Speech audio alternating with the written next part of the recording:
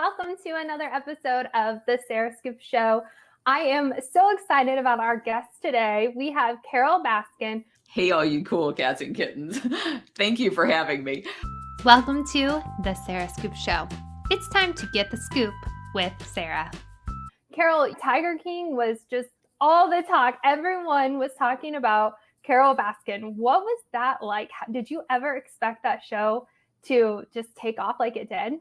No, I had no idea that it would be what it turned out to be. We were told that it was going to be the equivalent of Blackfish for big cats. So for 5 years, we worked with the producers of Tiger King thinking that we were working on the similar type thing for big cats so that people would no longer pay to see cats in cages. And unfortunately, that was not what they ended up producing. Looking back on that, when you were watching the show, what kind of were your thoughts and what do you wish people would have known about it? You know, when we first saw the teasers from Netflix about a week before the show came out, they were talking about it being called Tiger King and that it was all about Joe Exotic. And so we contacted the producers we had been working with because we work with a lot of different producers on different shows. And like I said, these guys, we've been working with them for 5 years. We worked with another one on Hidden Tiger during that same period for about 5 years. And so we contacted them and said, you guys said Joe was going to be just like, a 5-minute piece of this, that it was going to be about the bigger issues and all of the animal abuse. And they didn't want to talk to us anymore. And so we sat there like everybody else did because we were thinking, well, what on earth is this? Because this doesn't look anything like they told us the program was going to be called Stolen Wildlife and that it would be about how abusive it is to have these animals in captivity. And so we sat through the whole thing like everybody else did. And we kept waiting, thinking, well, at the end of this, then they're going to come in and say, but, it turns out all of these people were lying and that these are just a bunch of animal abusers and that it really is this issue of these animals being harmed. And they never came to that point. And so at the end of it, my husband and I just sat there with our mouths open, staring at each other for the longest time. And then finally, I don't remember which of us said, well, that was a missed opportunity. And then my phone started ringing, and it rang every 2 minutes for the next 3 months with people just screaming obscenities at me because they thought that we were abusing animals and that I was no different than Joe and just all kinds of horrible things that they thought about me from the series that just weren't true. How long were you filming and how much filming went into it to come up with that? Like, I'm sure there were maybe things that you were expecting to see that didn't actually even make it on to the show. They were filming here for 5 years. So over 5 years, they would call us up and we would clear, days at a time for them to come out, and we would educate them about how the cub petting was actually causing the extinction of the tiger in the wild. And we put them in touch with all of these experts that could back up the things that we were saying. And, during that period of time, they did ask questions about, well, Joe says you killed your husband and fed him to the tigers, or Joe says you killed your husband and buried him under the septic tank. And, I'd say, well, he says both, and they can't both be true. So how can you believe anything that this person is saying? And he never met Don, didn't know anything about Don. And so when they would ask me those questions, they said, well, this is what we call them the bad guys, the people who are breeding and dealing in these animals. And they said, we just have to, say what they're saying about you and what your response is to it. Mm-hmm. So I thought that it would be as simple as that. I had no idea that they would then try to find everybody they could possibly find who had any reason for hating me, which were a bunch of animal abusers and the people who tried to steal our company from us, and then use those to present an entire, it's just like going on trial before the entire world, where you have everybody come out and say all of the bad things, and you don't allow anybody to come in and say, well, wait a minute, if you actually look in the public record, you'll see these are all lies. Nobody came in with that defense because that wasn't part of their thing. They wanted to show me as somebody who drove Joe to madness, because they had pitched this, I think, to Netflix as a feud where I had never said anything bad about Joe. I had talked about the issues, talked about cub abuse, talked about tiger abuse in the same way that I do with all of these people that are harming animals. But I wouldn't say anything negative about him personally, never made any attacks on him. And since they couldn't get me to say any of that, and they tried a lot to get me to say something, then I think they had to change it to, well, okay, if she won't join in this feud, then we have to paint her as the person who drove him to madness. And so it was really just shocking to me that they so twisted everything into creating what became a very popular hit series for them and very profitable, I understand, but it had hardly any basis in truth. What is the truth in all of this? I put a question up. Everyone wants to know, what's the deal with her and Joe? Where do they stand today? So if you can just kind of clear up all of that, that would be great. I think a lot of viewers would be interested in hearing what you have to say. Well, first of all, Joe and I have never had a conversation. I've never spoken to him. I've only ever even seen him, I think 4 times maybe in court when he started using our name and we had to sue him for intellectual property right infringement. But I mean, where to even start? I actually went through the documentary minute by minute, and I posted online at bigcatrescue.org/Netflix. And I encourage people to sit down and watch the show and just pause it every minute that I have marked on there. And it'll say, like, here they open up the whole thing by saying that Eric Good is a person who's involved in reptiles and he's in that world somehow. And he's so appalled by the fact that he sees this snow leopard in a van in 100-degree heat in Florida. And yet what he never points out is who the owner of that snow leopard was. It was on the van, but it was in such a fast scene, nobody would have known what it said if they didn't know what that logo looked like. And I went back to check and make sure. But it was Mark McCarthy that had that snow leopard in the back of the van. Well, he uses Mark McCarthy throughout Tiger King as somebody to disparage me. Mark McCarthy's never met me. He had met my husband. My husband bought 2 leopards and 2 regular leopards and 2 snow leopards from him back in the 90s. And he comes in there saying, Don was fearful for his life and there was all this problem in the marriage. And it was like, the snow leopards that Don paid him $10,000 for were a birthday gift to me that year. There was not this scary thing going on. And this was in 1997, the year he disappeared, like 2 months before he disappeared. And so there was not all of this talk of divorce and everything that these people kept alleging. And I think where the whole thing, as far as my relationship with Don, just, so many people have repeated this over the years. And I think they do it because it's a archetype that people can associate with, pretty young woman meets rich man, breaks up the marriage, steals all its money. What they don't point out is that I met Don when I was 19 years old. He was 22 years my senior. He told me his name was Bob Martin and that he worked for a man named Don Lewis, who was just this horrible man. And I fell in love with Bob Martin. Bob Martin was the poor guy who worked at the car lot that Don owned. And we would have to sneak around. So whenever I would go see him, we would stay in a little RV that was there on the car lot. And he would sneak me in. We'd, spend time together, and then he'd sneak me out. And he said he was sneaking me around Don Lewis. He didn't tell me he was sneaking me in and out because he was Don Lewis, because he was married to somebody else. And so I had been in love with him for like 3 years or so before I found out accidentally who he was. And at the time I met him in 81. I think I found out around 83 or so who he actually was. And because I had called, there was a method for me to contact him. I'd have to call the secretary, ask for Bob Martin. They would go get him.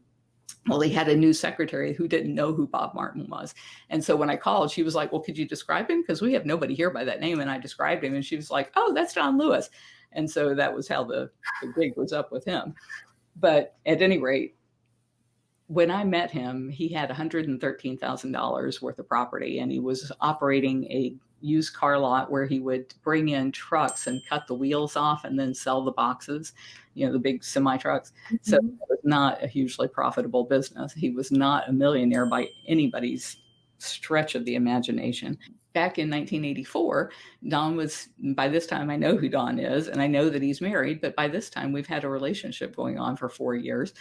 And I couldn't leave him. I was just so smitten by him. And what I found out later, and was interesting, they pointed out in Tiger King, every woman he ever had an affair with just loved him to pieces because he could make you feel like you were the only woman in the world. He was really, really good at that. In 1984, Don was standing in line at the bank and he overheard a couple of bankers saying that they had this bad mortgage and that it was worth $20,000. And one of the guys said, I would sell it for $2,000 just to get it off our books. Well, Don could barely read or write, but he could understand 20,000 and 2,000. There's some profit to be made in that. So he went to them and he said, could you make copies of that for me and let me think about buying it? So they did. Don brought it to me and I read it and I said, it looks to me like if we buy the mortgage for $2,000, we can do one of two things. We can go to the person who owes the money and say, look, we got this at a huge discount, so we can lower your payments maybe so that you can keep the house. If they still won't make the payments, then what we can do is foreclose on it. We should be able to get $20,000 out of it at the courthouse sale, and we've only got $2,000 in it, so that'd be a great investment. And so we did it. And I think it ended up selling for like $40,000. And so immediately he was like, we've got to find more of this. And so he sent me out to like every bank in a 5-county area. And I would go to them and say, do you have any mortgages that are in default that you'd be willing to sell at a discount? And so that's how I built the real estate business into what was a multi-million-dollar business. But it wasn't because Don had much to do with it other than the fact that he overheard that first conversation. He couldn't get involved in things like researching the deals or going to the closings for the deals or any of that kind of stuff because his ability to read and write was so limited. But at any rate, that was, just one more example of them trying to set me or paint me as this person who was stealing all this money from him and his kids. Don had actually divorced his wife in 1990 and gave her $1 million settlement. She said she wanted $1 million and a quick divorce because she wanted to marry a guy at her church. And so Don agreed to that. And then we decided we would wait a full year to make sure she was happy in her new marriage before we would get married. And at the end of that year, actually about 1.5 years, we got married. And so from 1991 until 1997, we continued to build the real estate business. And we started the sanctuary in 1992 by rescuing a single bobcat and then rescuing 56 bobcats from a fur farm and then 28 off a fur farm and then 22 off a fur farm. And then people started calling and saying, would you take my lion? Would you take my tiger? I'm like, what the heck are you doing with lions and tigers? And so every time these things happened, I always thought, well, how hard could this be to fix, right? We'll just buy the cat, she won't get killed. We'll just buy the cats from the fur farm, they won't get killed. And after a while, we figured out you can't rescue your way out of this. The only thing you can do is to try and change the laws. And so about 1998 or so is when I started really working hard on trying to change the laws so that people couldn't get their hands on these cats in the first place. Well, that made me a huge bunch of enemies, and you met all of them in Tiger King. Like, everybody who ever hated me because I tried to put an end to the way that they were making a living by exploiting big cats, they trotted every one of those people in to say all kinds of horrible things about me that they had no way of knowing whether or not they were true. They didn't know anything about Don and I or our personal lives. And yet they just line them up one after the other to back up each other's story, and no one in the entire show goes, well, how do you have any knowledge of this? And they would have to say they have none, or they heard it from one of the other bad guys. So it was really shameful, I think, the way the producers decided to use that. And there's been a lot of people who have asked me whether or not I thought they were originally caring about the animals and they just got caught up in this, or if they never cared about the animals. And I'd have to say that they probably never cared about the animals, because if you care about protecting animals from exploitation, or you care about ending or preventing the extinction of them in the wild, then why on earth would you go through all of the machinations they had to go through to try and make the one person in your show who was actually trying to protect the cats and trying to save them in the wild? Why would you try to make her out to be the bad guy? There was just no benefit to that if they had any intention whatsoever of protecting animals. So I felt stupid for having believed them so many times when they came to film. But I really feel like even though they did such a horrible thing to me and my family, that the end benefit of it will be that our federal bill will pass this year. So many of these bad actors who have been abusing cats are now being indicted on their animal trafficking and wildlife abuse charges and all of those kinds of things, that it's finally bringing that entire horrible industry to an end. If you were to do it again, would you do it? I would, because my philosophy is that everything, no matter how horrible it may be, is happening for a reason, and that reason is for the betterment of our humanity and to bring us to a higher sense of enlightenment. With Tiger King, as horrible as it was, it did at least bring into awareness in so many people's minds the fact that there are these cats that are being exploited this way. And unfortunately, it didn't connect the dots for them. It just kind of left them hanging there. At the end of Tiger King, it says, and the federal bill didn't pass and nothing's happening. Well, that's not true. The federal bill is actually making far more advancement than it's ever made before. We had a vote on December 3rd where we got a 2/3 vote in the House, which is like unheard of, and passed with 2/3 support.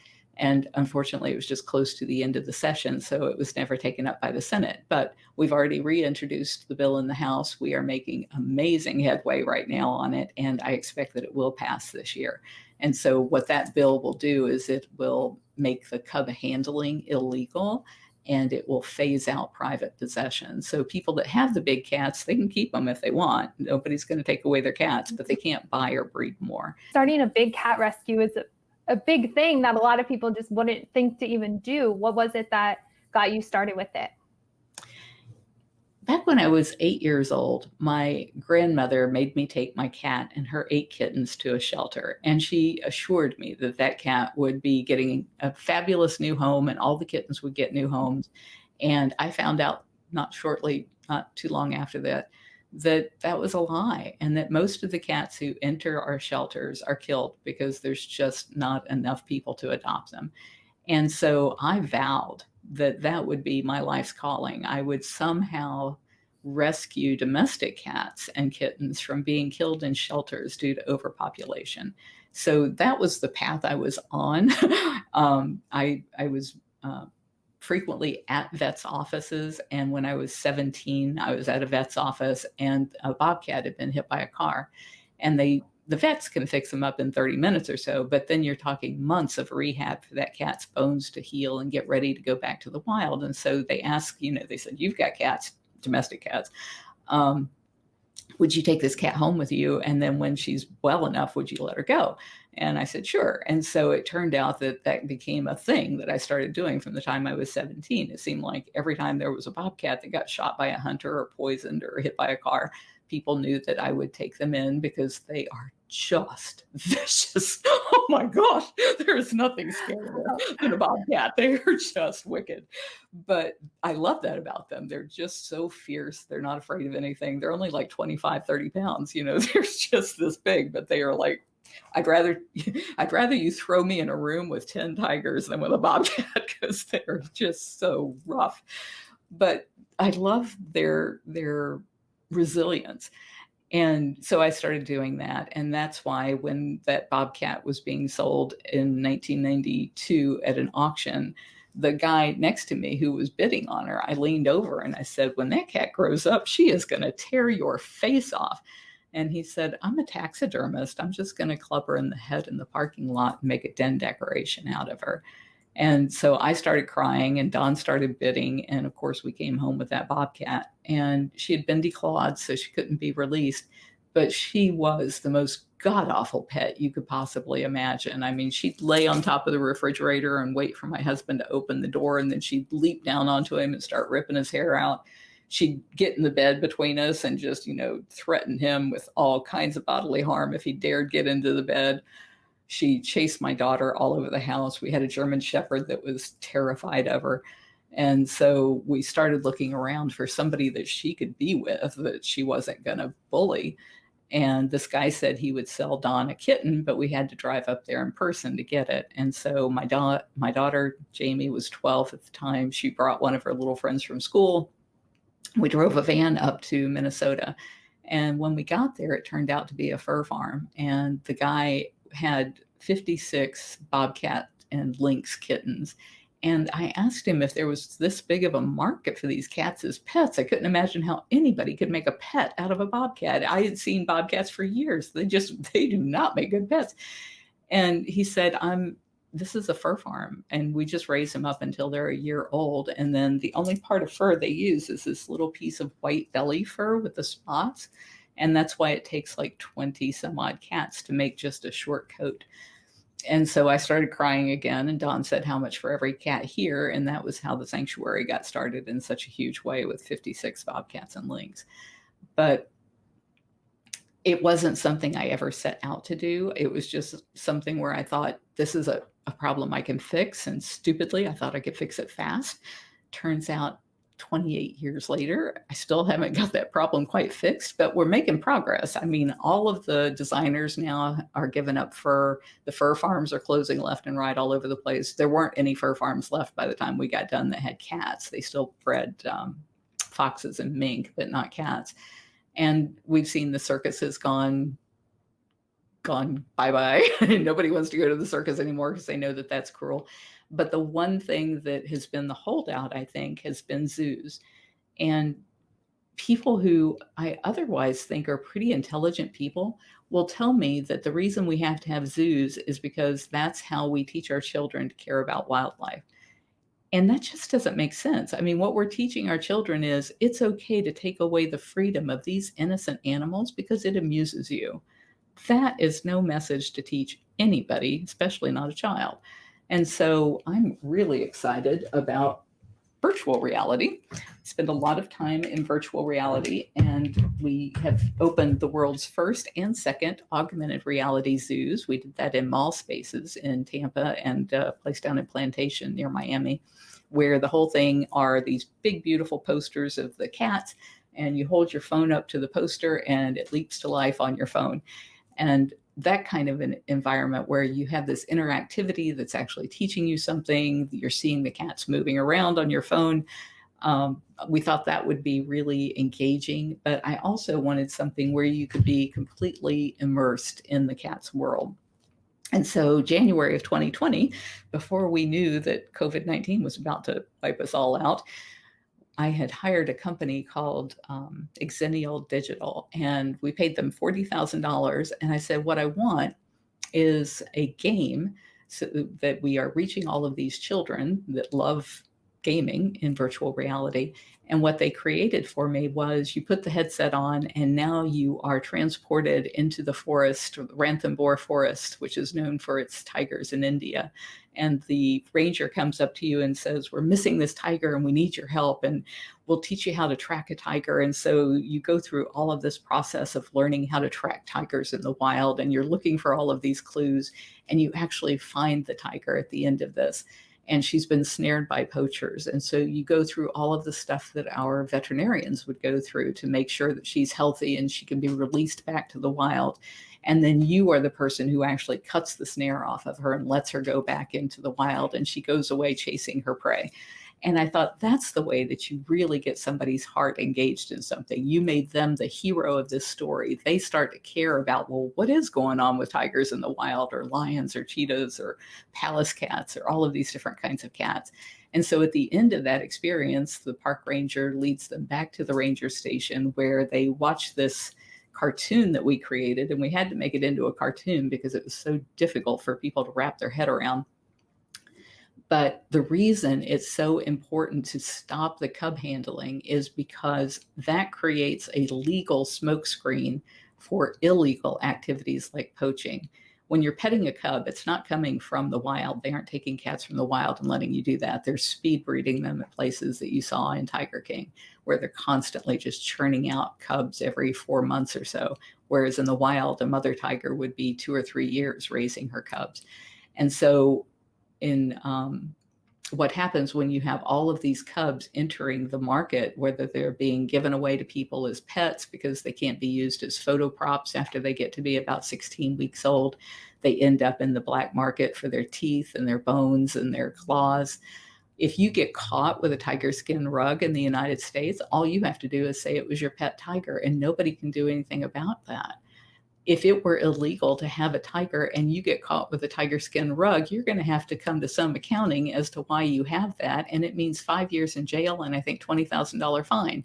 So just by virtue of the fact that we have all these people petting cubs and dumping cubs into the market and not regulating them, it's causing this market for their parts to expand. And when that market expands, the people who have a lot of money and really want the premium product, they want the wild tiger. In China and Thailand and Laos, it is one of the best bribes that you can give to government officials to give them a bottle of what's called tiger bone wine. And they make that wine by starving the tiger to death so that all they want is the bones. They take the bones and then they steep it in rice wine and create these bottles, these very beautiful gilded tiger-shaped bottles often, that are sold for huge amounts of money and used as these very impressive bribes for people in high power. And they want the wild tiger. They don't want some cage-raised inbred tiger. They want the wild product. And so it's always going to be a lot cheaper to shoot a tiger in the wild than it is to raise a tiger, because that's $10,000 per year per cat just for their food and vet care, not any of the overhead of the sanctuary. So you're talking about $40,000 to get those bones or $1 for a bullet. Of course, people are going to go the easier route, and that's going to cause the extinction of the tiger within our lifetime. And so that's why it's so important, I think, for zoos to recreate themselves into these location-based entertainment centers, where when you go in there and you put on a headset, you are transported into that cat's world, or any animal, that elephant's world, that giraffe's world, that whale's world, and you see what it's really like to be them. That's educational, that's entertaining, and that doesn't require having animals languishing in cages. What does it look like now at Big Cat Rescue? On March the 15th of 2020, that was when here locally in Tampa, Florida, they started saying, you know what, people need to start shutting down their businesses because we need to go into lockdown and stay away from each other. And so on March the 15th, we closed our gates. We said no more tours until COVID-19 passes. And then 5 days later, Tiger King came out, and there were people threatening to burn our place to the ground, people saying that these cats didn't belong in cages and they should be killed instead. I think our cats would disagree with that. They don't want to be in cages, but I can tell you that they have a very strong will to survive. So I don't think it's up to us to kill them just because they have to live in cages. And so we were doubly sure we weren't going to have anybody coming in at that point. And as you know, COVID has only gotten worse. It has not gotten better during all of these months that have passed since. So we have been closed to the public all of this time. It has cost us over $1 million of our annual budget, because that's how we raised money. We have to raise between $3.5 and $4 million every year to take care of the cats. And that was over $1 million of it right there just in people visiting that we don't have anymore. So that's why I've been doing things like Dancing with the Stars, and I've done over 2,900 cameos, and we have U2's dolls that from our wedding.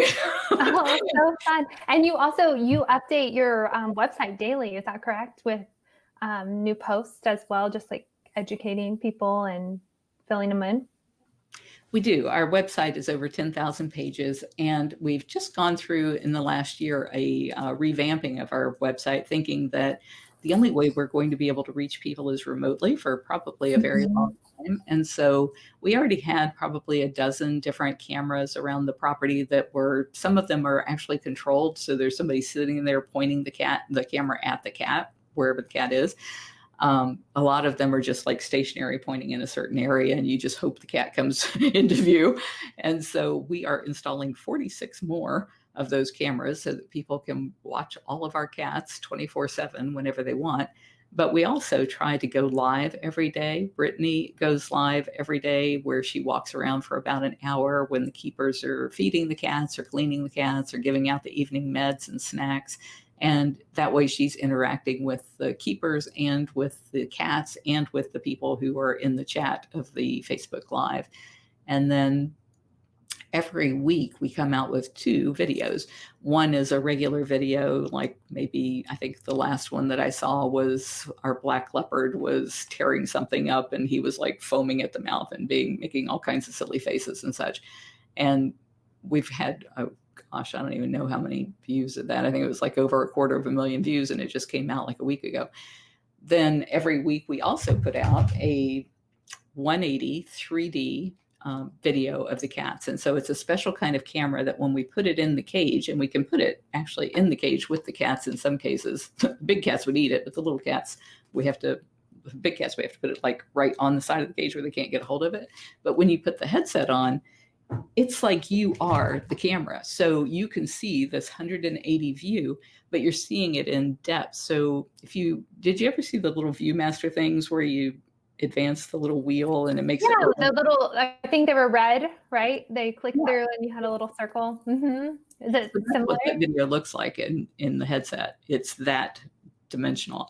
And it's funny to watch people when they're watching the cats in there, because they're like reaching out to pet them. They feel like the cat is like right there in front of you.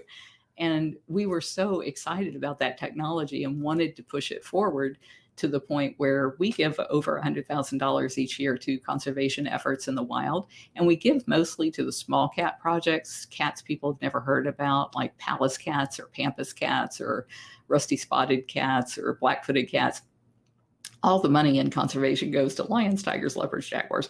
And so we wanted it to go to these other cats. And we gave them all those type of cameras so that when they're out working in the field with those kinds of animals, they can actually capture their work and those cats in that kind of an environment. So you're in Thailand and you are seeing these cats living where they live and doing what they do, or you're in Sri Lanka or you're in South Africa. And we had 22 partners that we gave these cameras to help them do that. And it's also to help promote the work that they're doing, because they need people supporting their work. It's really important to keep all of the cats not just cats, but in my world, it's all cats.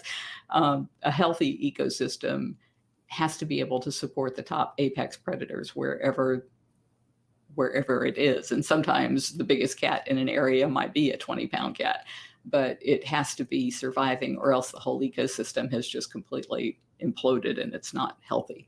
And so keeping those cats alive and keeping the people around them aware of what an important part they serve in our entire global life support system is so important. And so that's been some of the most exciting video I've seen, has been the stuff that we've gotten back from the wild. I want to talk a little about Dancing with the Stars. What was it like? Had you had dancing experience before? You were a fan of the show, watched it, and thought, I want to go on that show. What was it like being a part of Dancing with the Stars? It was a sin in the family I grew up in to dance. So I had zero dance experience. But my mother always said, you can do anything you set your mind to. And so when they invited me to be on the show, I had never seen the show. I didn't know how it worked. And so I thought, well, Dancing with the Stars, that could be good, because they'll pair me up with a star. And maybe I can get that person to help me in DC get our bill passed through lobbying, because Congress always wants a photo op with a star. So I thought this will be great. I like that you're always thinking, like you always have an end goal. I like that. So that's what I thought I was going to be doing.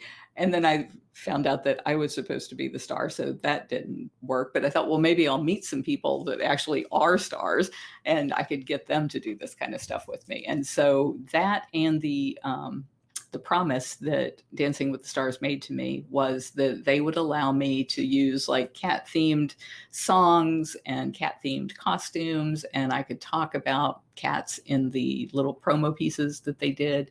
And they said that there was a lot of media attention that they could get because of the show being so popular. And that if I wanted to talk about protecting cats, I was welcome to do that. So with all of those things in place, I thought, how hard could it be, right? I mean, you just get on the floor, you dance around a little bit. It can't be that hard. I had no idea how hard that was. That was the hardest thing I've ever done. And clearly I didn't do it well, because I only lasted for 3 episodes. And that was only because on the first one, they weren't getting rid of anybody. So I don't think I would have made it past 2 if it had been the other way around. When you were saying like it was so hard, was it the training and things as well? How much time went into learning those dances? Was it really intense training? It was very intense, and yet it wasn't intense enough. And what I mean by that is they only gave us about 3 hours a day that we could practice in the studio because there were so many of us at the beginning and they had only a limited amount of studio space.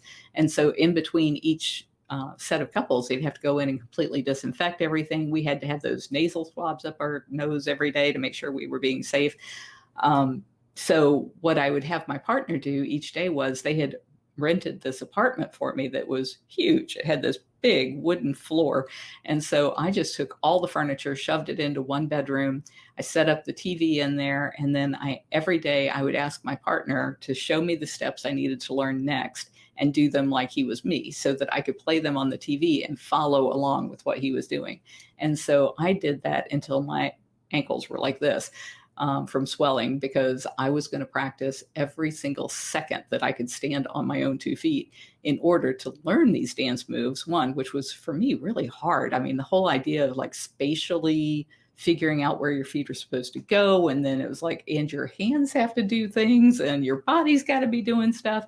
And so for me, that was really totally outside of anything that I ever had even thought about doing. I never needed to be that coordinated to do anything, you know. Riding a bike is above the limit of my coordination. So practicing every single day like that for, I think it was like 3 or 4 weeks before the first show. And then we only had like 2 weeks before the second show. And then we only had like 5 days before the third show. And so each time it was making closer or more narrow that training period that I had to learn the dance moves. And one of the things I was happy about was that even though the judges hated my dancing, they did acknowledge that I got all the steps right, because that was important to me, was to actually nail those steps. Even though I couldn't deliver them in a way that was entertaining to anybody, I really felt like it was important to stay in the game for as long as I possibly could, because they were giving me a ton of media. Every minute that I wasn't either in dance rehearsals or practicing, they had me on all kinds of like radio tours where I was dealing with 10 or 20 radio stations at a time, and television tours and all of that. And every time I got to get out there, I got to talk about the big cats and saving them in the wild. So I wanted to be in that show for as long as I possibly could, and really, really did my best, but I just could not learn to dance. I loved the people. They were absolutely amazing. And to this day, we stay in touch. And they continue even after I've been off the show. They still send me all kinds of media opportunities where they'll call me up and say, "Hey, all these people were asking about you. Can I send them your way?" And so that's been great. And there was a negotiation about another TV show that might be in the works for you. Do you have any additional details on that you can share? I'm really excited about this. They've told me that they have sold the show as a pilot, but what they're trying to do is to sell more episodes before they actually seal the deal. So I think that's really encouraging. And the basis of the show will be the kind of work we've always been doing. We find out who the bad guys are, who's abusing big cats. We go in there, we gather the evidence. We have people that send us photos or videos or drone shots and all kinds of we pull all kinds of records to show all of the abuses and the citations that they've had. And then we expose them through a site called 911animalabuse.com. We post it there. And then we also send it to the governing authorities. So the state Department of Natural Resources or Department of Game, whoever it is that handles it for that state, and to the USDA. And if it's a violation, like with Joe Exotic selling tigers across state lines, that was a U.S. Fish and Wildlife Service violation. So we send it out to all the government authorities, and then we put pressure on them to actually do something, because most of the time they just don't. And I think this show is going to really, really notch up the heat, because when people are having that information brought into their living rooms every week, they are not going to stand for our government not doing anything about it. And I think that is going to bring the rest of these people to justice. What message would you just want people to know about you and Big Cat Rescue? Well, I think first off, you are never defined by what other people say about you. You are defined by what you actually do. there's nothing I could tell you about me or the sanctuary or our mission that means anything. What means something is, what are we actually doing? Get out there and look with your own eyes and see what's happening. And that's where people really fell short after Tiger King. So many people, millions of people, just believed what they saw because it was on TV and it was called a documentary. It was not documentary making. That was like reality show kind of nonsense, like Jerry Springer kind of crazy stuff. That was not a documentary. But because people saw it portrayed that way, they believed it and did not bother to do any research. And that's why we did post the page at bigcatrescue.org/Netflix. Actually, before Tiger King came out, there had been a year before a podcast that came out by Wondery. If you look for Wondery podcast, Joe Exotic, I'm sure you'll find it. What he did in the podcast, he said the reason that he laid it out this way to people is he wanted people to go through this same evolution of thought that he did. And so he was initially attracted to Joe because Joe's such a charismatic character. And, he was claiming to be a country western singer when he was actually just paying somebody else to write and sing the songs, and then he would just lip sync to them. And this guy, Robert Moore, found out that that was not true. And then he started wondering, well, what else is not true? And then that's when he found that, all of these types of things that Joe was saying about this being for conservation and how this was helping the animals, and all of that turned out to be a lie. And so in his podcast, the way he goes through it is he goes through it telling the tale just the same way Tiger King did, where you're being led down this path where you think I'm the villain and Joe's the good guy. And at the end, he says, but here's what I learned to be true. And he lays it all out as to, this is what he was doing when he said this, and this is what she was doing when she said this. And so it at the very end, it exonerated me and it cast Joe for who he actually was. So when we watched Tiger King, we thought, well, they're following that same path. And they just never got there. They just left it hanging that Joe was somehow this folk hero and I was somehow this villain for having called him out for being an animal abuser. And so it was just shocking to me that they didn't follow that same example that had been set in the podcast. You mentioned earlier, you didn't even know Joe Exotic. You only had seen him, 4 times, hadn't even talked to him. Was there actually a feud between you guys? Well, I think it was one-sided. And what I remembered I was leading up to was by saying that Robert Moore actually went and did the research. When I gave him the court cases that showed the things that Don's daughters were saying were not true about, they said that I had stolen their inheritance from them. And it's like, it's all in the court records. You can go pull it yourself. I was way more than generous with those people. And as far as this idea of a feud with Joe, it has to be from two sides for it to be a feud. And from Joe's perspective, I mean, you heard he must have said my name 100 times just in the Tiger King show.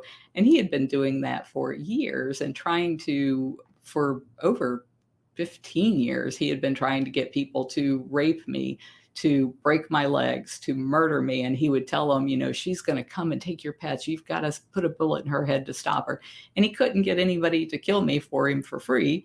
And so about 2015, people started calling me and saying, he just offered to pay me $5,000 to come kill you. And I think you should know that. And another person, he just offered my husband $10,000 to kill you. And I think you should know. I called the authorities. I called the FBI. I called the local police. I tried to get a restraining order and nobody would take me serious. And it wasn't until the FBI stumbled upon this in their own investigation that they were doing on something else that had to do with wildlife trafficking, that one of the guys, they thought that they had him on trafficking charges with a lemur, and he thought they were talking about this whole murder for hire thing that he knew about. And so he just spilled his guts on that. And they were like, really? This is a real thing? And that was when Joe then tried to hire the FBI agent to kill me. And so, and they really played that down in Tiger King, the fact that so many people say, he was set up and he was railroaded, and he had offered Alan Glover $3,000 up front. And I think it was $7,000 more once he came back with my head. And when Alan left with the $3,000 and I didn't show up dead, then that's when Joe tried to hire the guy from the FBI the undercover agent to kill me. And he said, look, I already paid this guy $3,000 to kill her and he screwed it up. So don't you screw it up. And that was actually played for the jurors in the trial where they convicted Joe. And nobody mentions that in Tiger King, that he outright said that. They tried to really play it down like he was set up. And that wasn't the case at all. I mean, anybody who bothers to read the transcripts, those are all available to anybody who wants to pull them on the court case.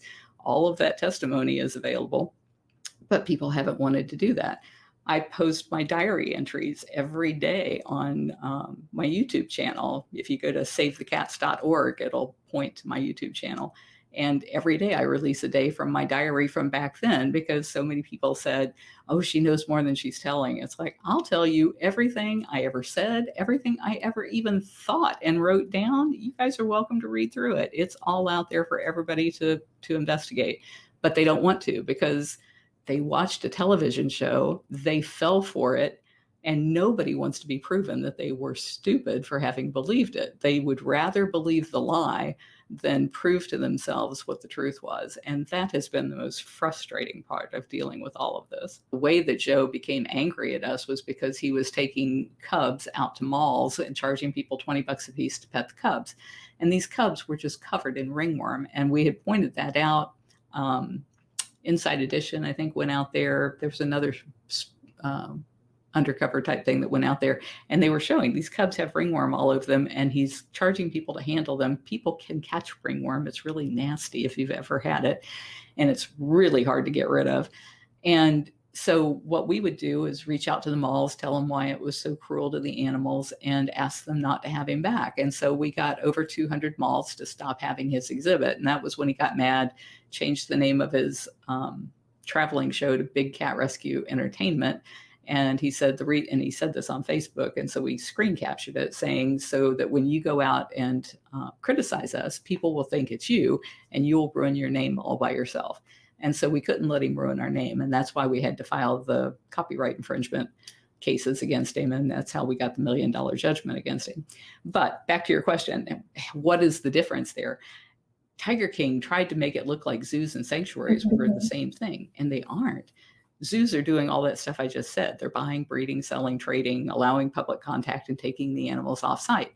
Sanctuaries, the description, the legal description for a sanctuary is they don't buy, breed, sell, allow public contact, or take the animals off site for exhibit. So we are exactly opposites of each other.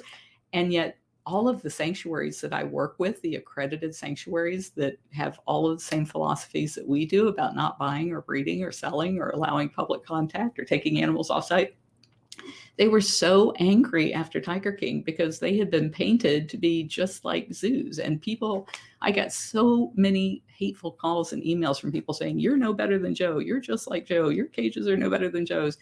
And it was like, they missed the whole point. We are in absolutely opposite ends of the spectrum. Sanctuaries don't want to be here. We don't want any of us to have to rescue animals from horrible zoos. There shouldn't be horrible zoos. It is like important for people to go do their research, but until they have like a reason to. You make a really good point. And I sometimes get, I'm always frustrated about the fact that people don't do any research and they just keep repeating the same lies over and over again. But I got to tell you, years ago on Animal Planet, so it's like, it's the authoritative animal channel, right?